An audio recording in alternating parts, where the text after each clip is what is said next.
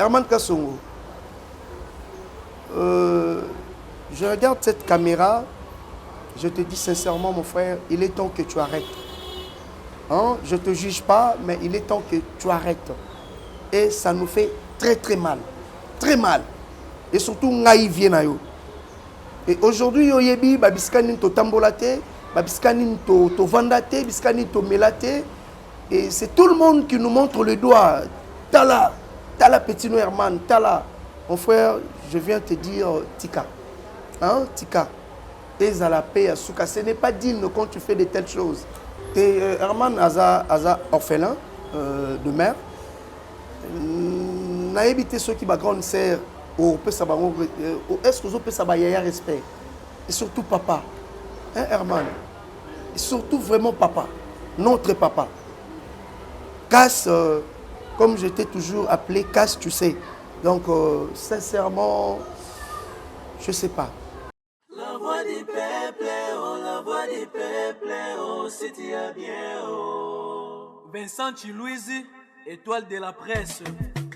La voix du peuple, toujours longueur d'avance. Des informations partout dans le monde. La voix du peuple, toujours actualité, la actualité. La voix du peuple.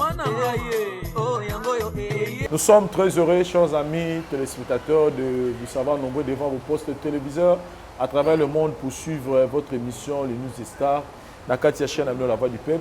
Et cette émission, aujourd'hui, j'ai spécialement invité votre artiste comédien, Serge Luyeye. Pourquoi je l'ai invité? C'est parce qu'il fait partie, il y a des cols, Oyolelo, et Bimise Libiso Bactère, Oyo Bazope sa valeur dans le cinéma, biso.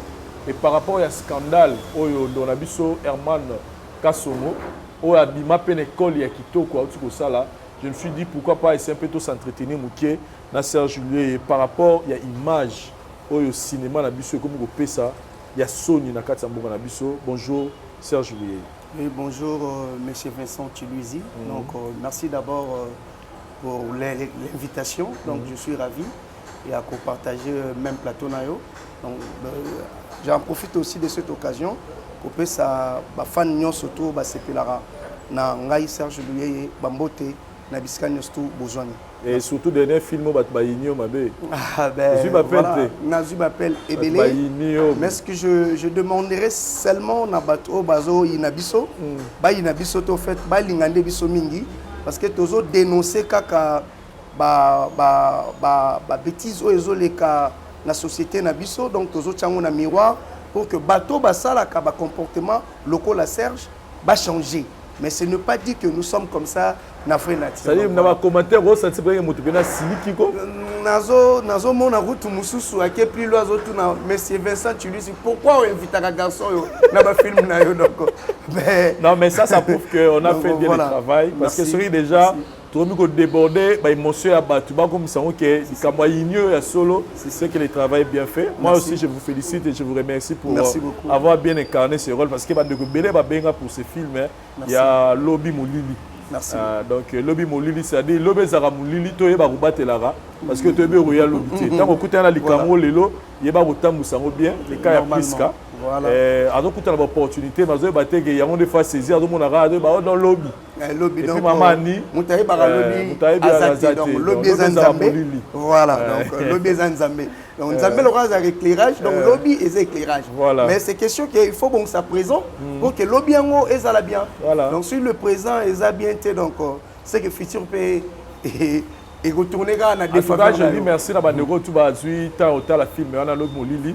Et puis je dis merci à Bactère Petou, Papa Elomé, Mamani, Serge Luyeye, Priska, Cardozo, Monsanto. Et il y a eu beaucoup d'artistes qui ont joué dans la carte. En tout cas, je suis très reconnaissant. Sinon, il y a une carrière, ça va?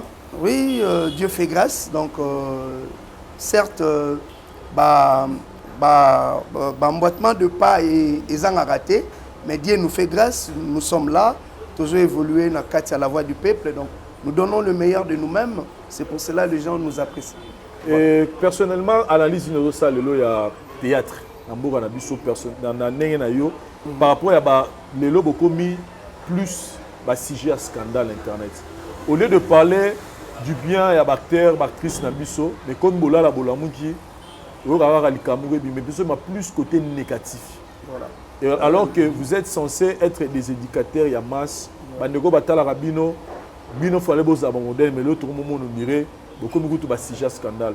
Personnellement, comment tu joues ça? Sincèrement, pour être vrai, je dirais ceci. Premièrement, Batebele, tant que théâtre, ils appellent théâtre. Parce que le théâtre est salamara dans la salle. Hein? Le théâtre est salamara dans la salle face à un public. Donc, en fait, ils ont cinéma, mais sauf que le cinéma, ils ont pena structuré. Et en le l'autre moment, on a déjà théâtre de chez nous, et les caca réellement. Bon, en fait, sur le plan, il y a théâtre. La plupart, au cinéma, ils ont structuré, disons, nos drames télé. Le réalisateur a rejoint Moutounos, donc tout le monde est censé, il y a ça le cinéma. Tout le monde est censé, parce que le cinéma prend le plus le naturel, prend le plus la réalité, il y a vécu à Moutou. Mais or, dans les théâtres, nous vendons l'illusion de l'irréel. Donc, au fait, donc, moi, chance, institut le rôle à INA, nous savons c'est que le théâtre et c'est le cinéma. Donc la plupart au bazo ça la cinéma où ils ont structuré, où ils ont na norme pénale appropriée, nous avons le rôle à bazo ba formation appropriée, nous bazo que na ba logique wana. Mais ça nous fait très mal parce que dans la carte corporation wana, nous sommes une famille, donc ba retraité bisoka de la sorte.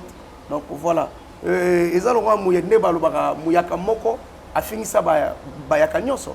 Donc voilà, donc l'olenge wana pe tozokende. Lelo, parlons de ce scandale oyo et sali à Herman Kasongo. Ça c'est pour la deuxième fois. Ouais. Et je voulais d'abord revenir un peu en arrière. Est-ce que vous avez de bonnes relations à Herman? Oui, Herman Kasongo c'est mon jeune frère. Donc azapena petit nanga ya kati. Tant on azolo ba petit nanga ya kati lui-même Kota Roland émission à Ayebi. Ayebi Gewana vient à Serge Louyeye et Azali parmi les jeunes frères on a tambolina bango penza na Kishasa mingi. Oyo abanay ko ya tie pananga donc to passer bon moment ebelé. Et puis ti l'autre continuera toujours pour passer. Et quel témoignage vous pouvez donner de lui avant qu'il ait poteau?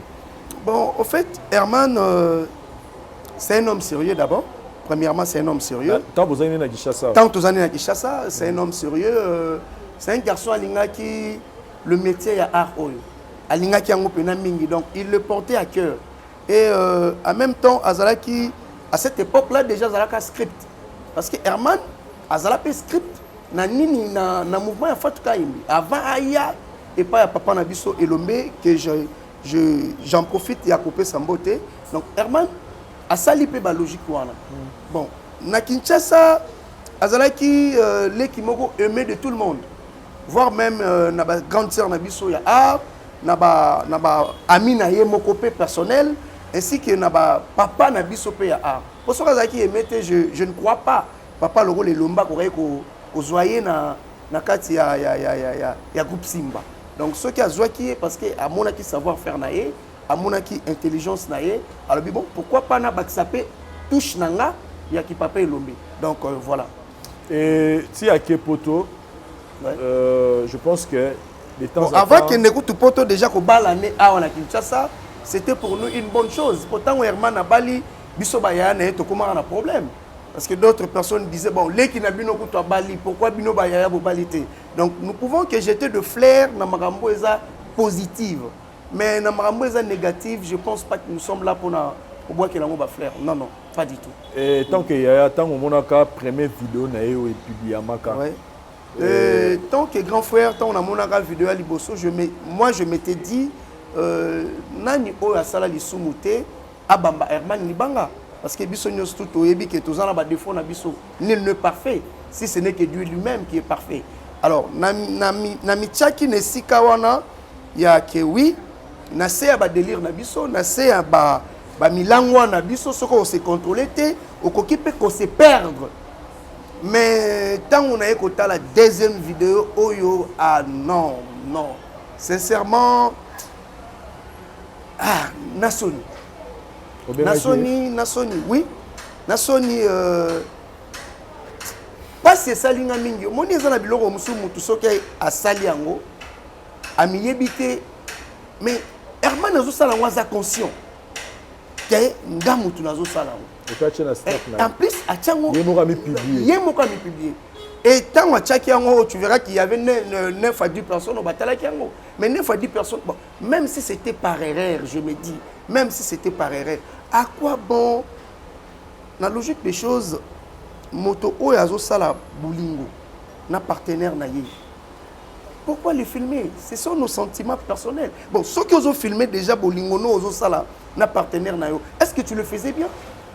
Parce que la personne qui le fait bien, au hasard concentré, je ne pense pas. Il aura même le temps, il y a pareil, il y a se filmer. Je ne le pense pas. C'est que quelque part, hasard qui va l'être. Ou bien qu'ils nous disent réellement, bon, on est à Mboka Libanda, peut-être Mboka Libanda a embrassé carrière, il y a pornographique, ils ont carrière. Mais à l'Obango, ouvertement, nous sommes de Bantou, il s'est dit, bon, j'ai un côté en la tête, on a embrassé déjà carrière, il y a un film X. Donc, tu revois qu'il est bas flair. Mais quand il s'est dit, artiste, dramaturge, comédien, cinéaste, au niveau de Azali, ni n'y a roté à Nabana. Et, naïbi moi c'est Herman bien. Madame O Herman Abala, pour la fête, il y a mariage Herman, moi j'étais là. Et je suis parmi bateau Koutou. Ayati Kosala, démonstration de danse, Liboso Ayena, moi Sinaye. Et respect ni Niazo Pesa na moi sur Abala. Respect ni Niazo Pesa na famille. Il y a moi sur Otobala. Na papa et na ye, o atikala. Ou bien na maman Herman Nesika Azali au-delà. Tangwa Azal, pour bateau Bakenara Likolo, Mitala Rabiso Peba na bango. Tangwa Zotala, la personne qui est devenue son fils Herman. Maman s'est dit quoi? Toza parfaité. Mais nous sommes de Bantou, ayons quand même nos limites.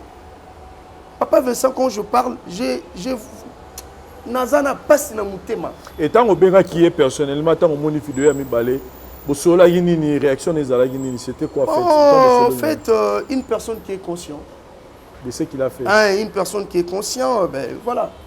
Voilà, même dans la vidéo, quand tu vas regarder, tu verras, la personne le fait et puis, il y a le roi net, le barak, quand la photo, selfie, hein? Donc c'est pas pareil, check. Donc voilà. Naïveté. Naza komi tout na ngai moko personnellement. Déjà la plupart ya bande ko na biso mibali o basu chance. Ya ko bala bande ko na biso bazali banda. C'est une chance. Mais batika pe bande ko mususu o bazali na ba bolingo na bande ko bazali banda ko détruire ba chemin na bango. Est-ce que pensez-vous na ba logique aboye parents nini o avivaka na libanda ya mboka ko ndima mwana na bala sous comédien. Tout le monde a bala artiste cinéaste ya mboka na biso Congo. Parce qu'il s'est dit bazal olenge moko. Mais et pourtant ce n'est pas ça. Au Salakiango Yambala Liboso, il a demandé de pardon, tout le monde a compris. Mais ce qu'il y a mis baleza que yomoko mitié. Au mitié. Donc naïveté. Et tout à l'heure l'autre seulement il y a bandeko bazana poto. Bana bango bazo entretenir ba relation na mibalo baza basara ba théâtre o baza pe na ba projet ba mariage. Voilà. Mais siko na bato bandeko batala rabino. Qu'est-ce qu'ils peuvent retenir aujourd'hui de notre cinéma? Bon, c'est qu'ils peuvent... Est-ce que vous pouvez encore dire à tout haut que vous êtes des éducateurs, il y a masse, il y a bloco, tant total à la histoire na bino na télévision? Oui, nous sommes des éducateurs de masse, nous les sommes. Et l'obité que ceux qui ne décommont pas bêti libaku, ne bande comme sous automatiquement il faut bêta libaku. Mais la vie, moi je me dis souvent, Babiloko to salara na passé et rattrapera biso plus na futur.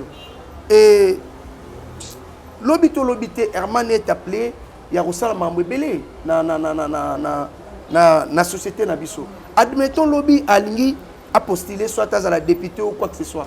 Mais barozoara ba image là voilà pour ba image voilà nous tout équimaté ezali barozong c'est là ou bien banana ye tant ba comme ozwa âge moko ya maturité bazwa ba image voilà ba sabino regardez ce qui est votre père. Donc ngana ko yebisa na bandeko oyo bazota la biso ba continuer toujours ko pesa biso confiance wana toza batu toza parfaité nous avons nos erreurs mais certes ba oyo pe batikali o bazotambola malamu tozali. Donc tous allés au fait, voilà. Et dans une corporation de théâtre, est-ce que il faut de mesures? Bon, en fait, ma mesure, on a déjà Zalarango, Papa Vincent, la corporation, il y a artistes, comédiens, ma mesure, on est allé.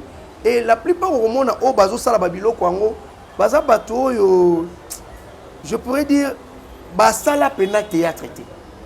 Baye directement dans le cinéma. Bon, tellement le cinéma c'est du naturel. Au monde muto oye, azune ba formation te, bozuye, bo commissaire maman star. Arrêter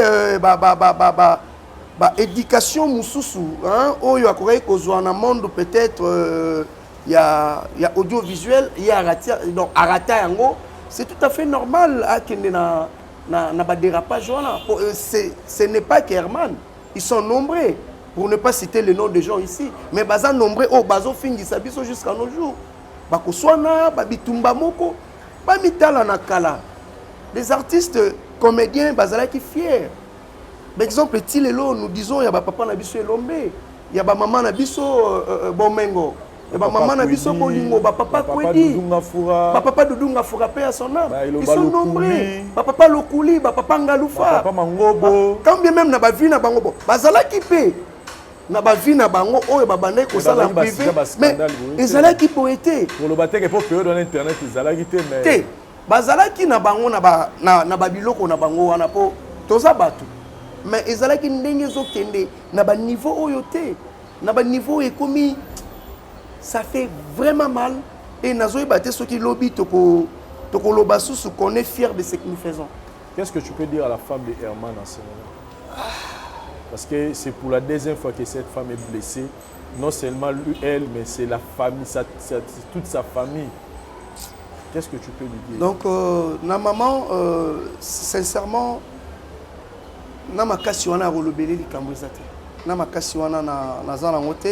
je ne juge pas la personne de mais les gens ont ça bateau raison ba famille oyo ba boyera na bango bana ba la bateau ba sala ba personne publique comme ba théâtre na chroniqueur na kokito na kokipete parce que certes na ba famille oyo ba boyera bana na bango ba les artistes comédiens parce que ba loba que toza sérieuté ba ko kozwa pe raison. Mais il peut avoir raison parce que tout le monde n'est pas moins sérieux. Il y a des gens au bazar dans la corporation, le rôle en gamme dans le plateau pour ne citer que moi. Tu es bien nino, tu es sala, tu es bien nini, tu es tambola. Tu es batou, tu es na bagaf na biso, tu es na défaut na biso. Mais nous évitons à tout prix. Et bien na internet, tu es à la sujet, il y a bas scandale mais na maman oyo Herman Abalaki madame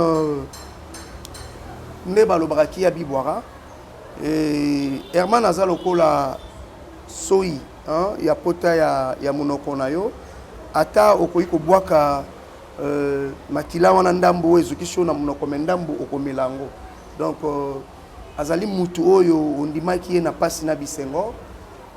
Continuer toujours à aider. Babylon, normal, la paix comme spirituelle. Donc, il faut prier pour lui. Nzambe a tiré le boko. Personnellement, je demanderai aussi à notre pasteur Jean-Paul Mayata à Mekakobon de la paix, en particulier pour Ndekonabiso Herman, parce que ça fait trop mal. Vraiment, ça fait trop mal. Et puis, pour Naïmoko Ibsaini. Pour Naïmoko petit. Herman Kassongo. Je regarde cette caméra, je te dis sincèrement mon frère, il est temps que tu arrêtes. Hein? Je ne te juge pas, mais il est temps que tu arrêtes. Et ça nous fait très très mal. Très mal. Et surtout, ngaï vienayo. Et aujourd'hui, yoyebi, babiskanin to tambolate, babiskanin to vandate, babiskanin to melate. Et c'est tout le monde qui nous montre le doigt. Tala petit Herman, Tala. Mon frère, je viens te dire, Tika. Hein, Tika, et à la paix, à Souka, ce n'est pas digne quand tu fais de telles choses. Et surtout nous qui te connaissons plus mieux, ce n'est pas digne. Il faut que tu arrêtes ça. Et la famille, papa, maman, et Herman Aza orphelin de mère. N'a évité ceux qui grande sœur est-ce que vous pouvez savoir respect. Et surtout papa. Hein, Herman. Et surtout vraiment papa. Notre papa. Casse, comme je t'ai toujours appelé, Casse, tu sais. Donc, sincèrement, je ne sais pas. Hein, Lukan Zambé, Bondela, Oza Ima, Moutonio soit Trebichaka, mais pris le bon Dieu pour que Ozonga n'a pas bon sens. Donc, mais voilà. sur comme un niveau que Yemoro Mtazomi publié, pensez-vous que Trop le Bagar a créé Base pour que il a besoin que les gens parlent de lui? Comme on dit de Base, Papa Vincent, on dise de toi du mal ou du bien le plus important qu'on parle de vous. Herman Ndeti Base et quoi apporter nini na carrière à Herman Base. Parce que Herman c'est un bosseur. Moi je connais ce que je dis. Herman c'est une personne ce qui a yewana au petit personnage à incarner, à rendre au personnage wana comme ça se doit. Et na carrière na ye tangwa bandi. C'est parmi les jeunes Oyo à Oza comme la président et groupe, les groupes Congo. Herman, président a eu ba jeune azo encadré et puis bazo PC respect. Ache film à Liboso na net c'était Elembo. Et batu batali yango ba sepeli na travail abattu na travail au Herman Asala. Combien de fois Herman a intervenant dans le film à Batou? Tu sens même le réalisateur, même le metteur en scène s'est dit que je suis satisfait de ce que tu m'as donné. Mais aujourd'hui, pourquoi Zo quitte si bas? Pourquoi? Pourquoi? Pourquoi accepter le monde comme acteur à film et pornographie? Parce que Babloko a sali dans le site. Bon, si c'est son droit le plus élémentaire, c'est sa carrière. Moi, je peux que lui jeter de fleurs. Et sa carrière naïe, peut-être, il y a un autre temps, autre mers. Peut-être mers Oyo a accumulé du banda et Tindie na Mamabiloko. Pour Herman Ongana Ebi à Kinshasa, je ne vois pas na Babiloko. Mais peut-être le banda, il s'est dit, bon, awa na Mboko Nazali, tout est permis, bon voilà. Mais Abo Sanate qui est avant tout Azabantou. La culture Moussou Sezate a quoi embrasser facilement. Nous avons notre culture. Nous avons les éducations de la famille. Et cette famille élargie au Herman Azanango Awa, na Kinshasa, quand on a bongo, sincèrement, Sigazali, il pense que Baza fier naé. Même deuxième famille, au Azwaki, sa belle famille, ils pensent réellement qu'ils sont fiers de lui. Parce que moi, je me pose la question, si tu as publié la page, il y a Snapchat. Bon, parce que kuna libanda na ebiki abande pe kozwa bakuru ya kozala réalisateur. Bon, na yebité nazo raisonner kaka na mi yebité ce qui alinya bandango na propre nzoto na yemo kwa lobi bon naza réalisateur alors na banana komi sala ngamongo nanu na laksaba tout ce que je suis, ce que je peux réaliser comme ba film. Yango bandi yango na ba film o azo chawana. Ça me fait très mal. Donc je me vois vraiment mal ya ko juger, mais si c'est cette carrière ou aligné embrasser à Sika les autres bongo, je ne peux que lui jeter de fleurs à continuer dans ma bosse en tête que nous sommes de Bantou. Voilà. Serge dans un militaire parce que Zara et Moro réaction à chaud par rapport à la vidéo et à Herman, mais les solos mususu bande mususu bayina tout na yo ezali esika oyo toyebela yo Serge Lieye comme notre acteur Yamboka groupe sans souci d'Afrique oyo de son vivant ezaki parmi ba groupe oyo ya makasi oyo tobenga ngo bekol oyo bimisili biso bactérie ya makasi pe ya minene oyo ba soko PC rôle il incarne ça bien mais les lots vivre déclin il y a un groupe sans souci alors qu'à un moment donné ti a Koufa qui on sentait vraiment que le groupe continue à garder cette image wana ya sans souci et aujourd'hui quand par exemple on voit ces groupes on ne retrouve plus tous ces gens et puis groupe Ezui aura un groupe Nda ici totalement et les gens disent que pourquoi vous abandonnez qui les locaux wanati les lots tu vas retrouver au sous-souté quand on va les lots voisins sous-souté ce n'est même pas ça, ce n'est même pas ça. Moi j'ai intégré les groupes sans souci en 2004-2005 moi Serge Lieye et la vivant à papa j'ai été son directeur artistique quand bien même Nakuta qui ma grande sœur Omega Nakuta Vienangai Nani Kombe Kimi Mouké voilà mais les loyaux ça fait très mal papa Vincent l'union fait la force même nga o nazolo baro nazala ki un directeur artistique ya groupe wana ezalaki ka na nga moko te ndé na bande ko sala ba makambo eza ya kitoko au sein du groupe sans souci il y avait toute cette structure, cette famille. Mais le lot serait zaté, j'ai dans aucun des par 4 chemins, Moutazo bon ma groupe sans souci et ça Moutazo dirigeant actuellement. Poudre de chasse. Oui. Il y a un temps bon ma groupe sans souci. Pour moi, il y a bon alors que c'est lui le président.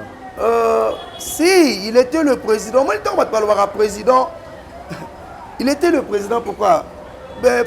Monsieur Poudre de chasse, il a coûté un cordon au sein du groupe sans souci.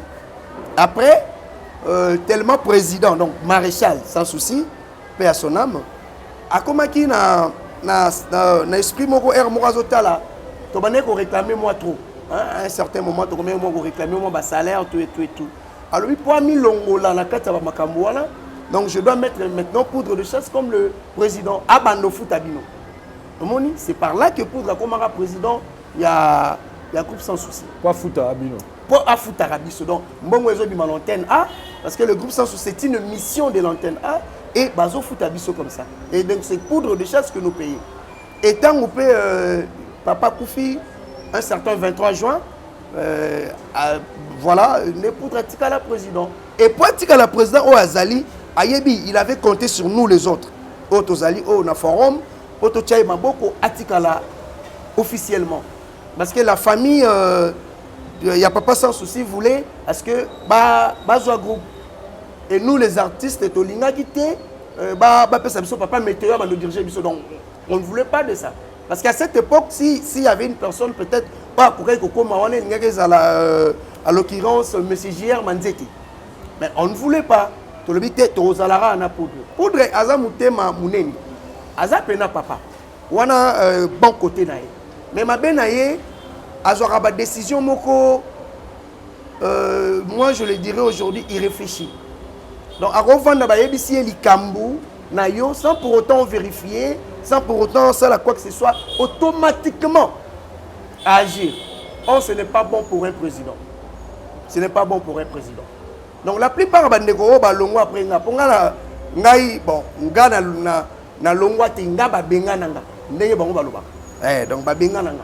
Fait na compagnie le roi moi témoin gênant parce que je défendais ma valeur moko ezalaki vrai.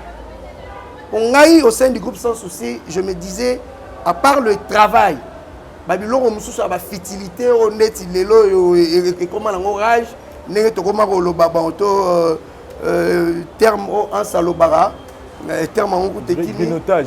Grignotage donc oui, système wana ezalango.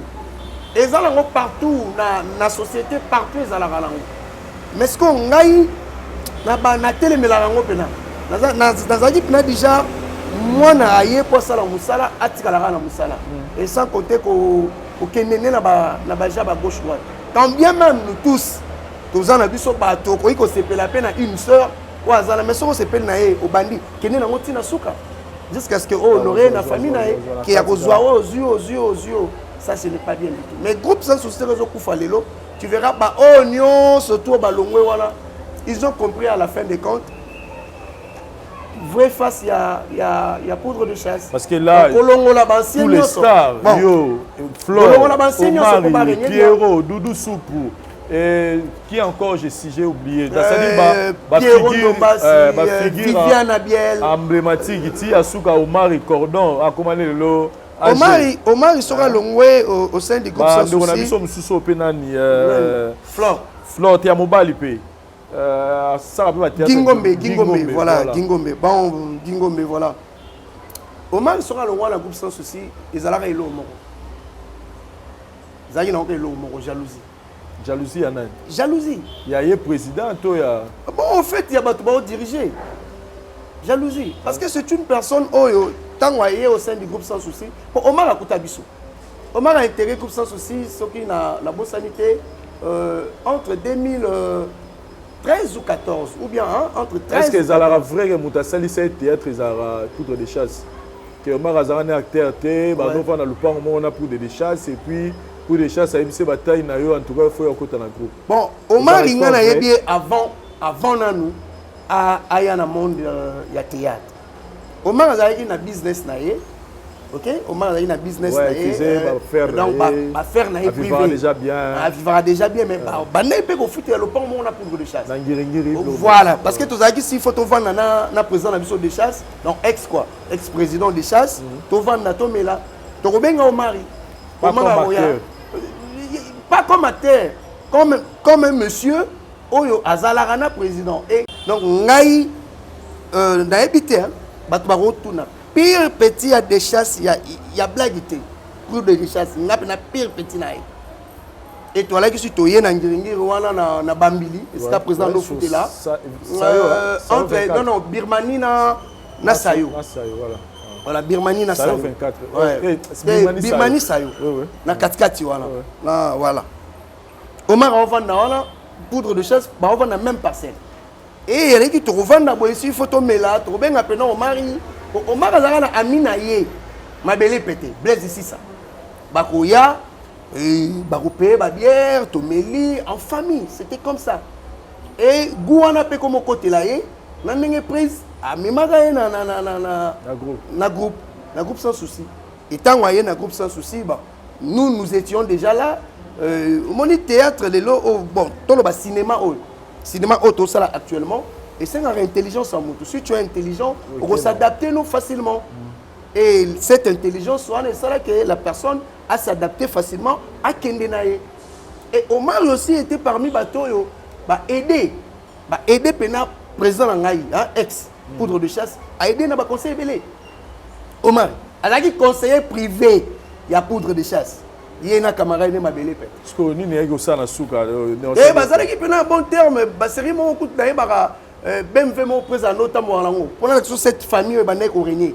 Ben vraiment présent notamment alango. Omar ina si samba pe ça na ma belé pété. Et bah tu bah yeba na bango ngote.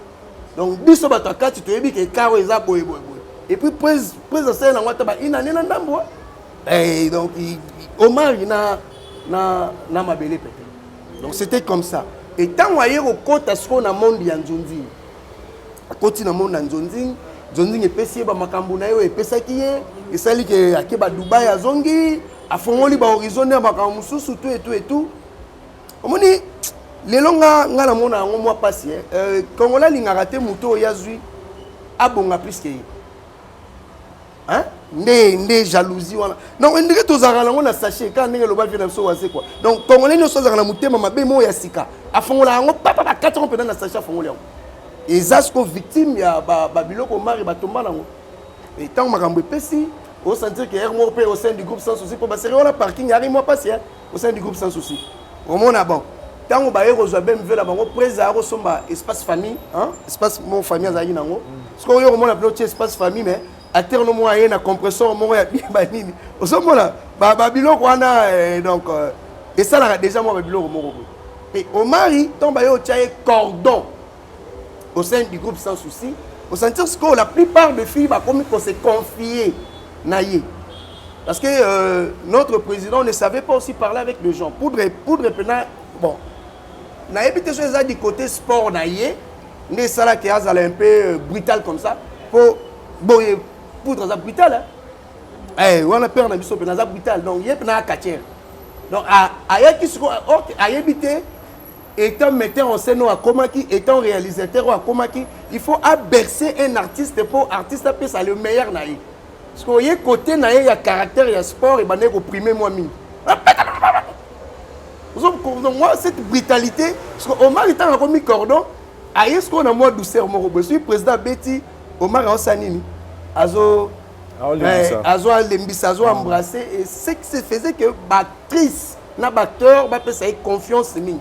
Ok. Et tant qu'on va faire confiance, voilà, déjà, et comment qui mal vu, la logique. Donc, on a Serge, le lot, toujours retrouvé sous groupe à sans souci, au baraté. Parce qu'ils sont jaloux, tout court, ils sont jaloux, ils sont animés na motema moko ya malamu te. Grignotage. Mais voilà, na grignotage la carte. Ils sont vraiment jaloux donc je vous l'ai dit. Mais ngai souci na ngezalaka. Babungisa kombo ya papa sans souci te. Papa sans souci à ça. Est-ce que maman la biso fait veuve il y a sans souci maman Mado hein? Oui maman. Est-ce qu'Azara quand même au courant il y a il y a une cause, il y a déclin un groupe. Bon, est-ce qu'il y a la même mise ici le groupe? Si, mais nandimi penate. Pour les lots, bon, les lots n'a évité sur groupe sans souci ça. Groupe sans souci ça. Parce que au moment dit, Monsieur Vincent, les gens ne comprennent pas. Nous sommes censés à évoluer. Et les lots force, il y a groupe Simba, tu verras. La plupart, il y a bactéries à groupe Simba, au Bassala Ranzonzing. Bazon a toujours la groupe Nabango. Ce qu'on force, il y a groupe sans souci. Ça va bien sur tout ça, Likombo, Libanda. C'est toujours au sein de notre groupe. Nous avons limité le groupe et Chito et Zoa. Parce que bato ba otala bagotala nani. Bato bazo tchawana, bazo rendre les personnages comme ça se doit être. Et mouta ça la mise en scène, na réalisation a évité. Et ça moussala na été. Parce qu'à cette époque, c'était une équipe. Une équipe tout autour, il y a Moutoumoro, donc bozo booster, bozo bomba mabenae. Et l'autre qu'est-ce que le groupe représente? Et l'autre côté. Voilà, merci beaucoup. Là, je salue Ziko Bissalou, Janine Mbaki, Zenda Papa na Joyce, Maman Ange Petopé Sibino Mbote, place posant à niveau Amérique Kuna. Et merci Nayope pour notre temps au Pessibiso. Je voulais juste te partager notre show vidéo il y a Herman Kassongo. Et puis c'est un peu d'en savoir plus sur le groupe sans souci. Mais s'il faut conclure par rapport au dossier Herman, qu'est-ce que tu peux dire? Bandeko Bazaki choqué. Il y a au monde Herman pour une deuxième fois. Herman frappe encore. Frappe encore, frappe encore. Ça fait pitié. Donc, pour conclure, ma côté à Herman, c'est que je lui demanderai, étant un frère, à Lukelo Nyanzambe, quand bien même Bissonio Stozara, Bisso parfait, à Lukelo Nyanzambe, n'a enseigné les gars, pardon, pour les gars, enseigné les pardon, mais n'a enseigné les pardon, parce qu'il est conscient, n'a pas sali. Donc, n'a pas pensé, mais, ceux qui ont une opposée carrière pornographique, ça te va aussi mieux, hein, parce qu'avec ton corps, ta silhouette, ça va. Ça pourrait te faire du bien, donc continue. Non? Je salue tout le monde. C'est na artiste na bango Serge Louyeye. Na pesi ba ndeko nyonso mbote. Et lelo mbote nanga particulièrement na président Moutalikasu. Président Moutalikasu, donc artiste ya mboka oyo abinisa nga na époque na position de tir nga na bina yango a rosala te. Donc arabe na makasi lelo wana granga.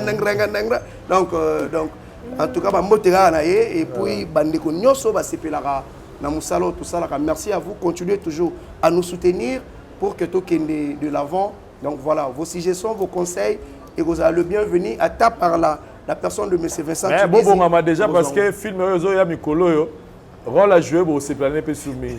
Mais même Barago incarné ma rôle. Merci, voilà.